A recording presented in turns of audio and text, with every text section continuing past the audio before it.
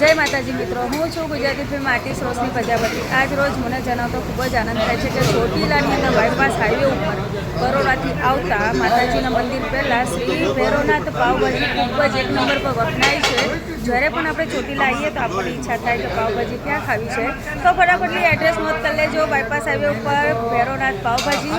મારી સાથે અત્યારે આર્ટિસ્ટમાં છે અંબારામભાઈ વ્યાસ, હોય મંડળ પ્રખ્યાત બોટાદના અંબારામભાઈ વ્યાસ। તમે અત્યારે ક્યાં આવ્યા છો? જય માતાજી, જય માતાજી। જો કે ભૈરવનાથ પાવભાજી અને બહુ સરસ, આપણને બહુ ગમ્યું છે। તમે ખાધી?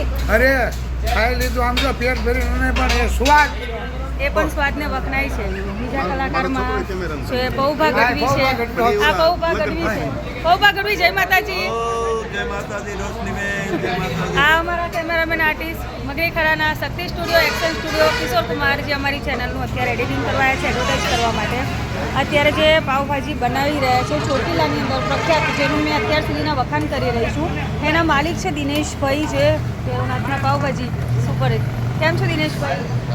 મજામાં। તમારી પાવભાજી એક નંબર છે, બહુ મજા આવી ખાવાની।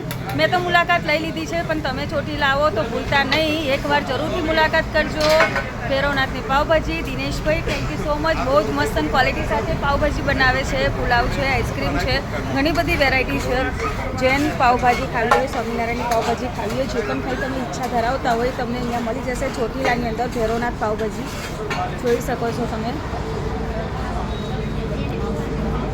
બાયપાસ હાઈવે ઉપર જ છે આવેલી, અને એકવાર જરૂરથી મુલાકાત કરજો। મુલાકાત કર્યા પછી અમને જરૂરથી જણાવજો કે તમને ભૈરવનાથની પાવભાજી, પુલાવ, આઈસ્ક્રીમ દરેક વેરાયટી કેવી લાગી, મને કમેન્ટમાં જરૂરથી જણાવજો। જય ભોલેનાથ, જય માતાજી, જય મોગલ, જય સિયારામ।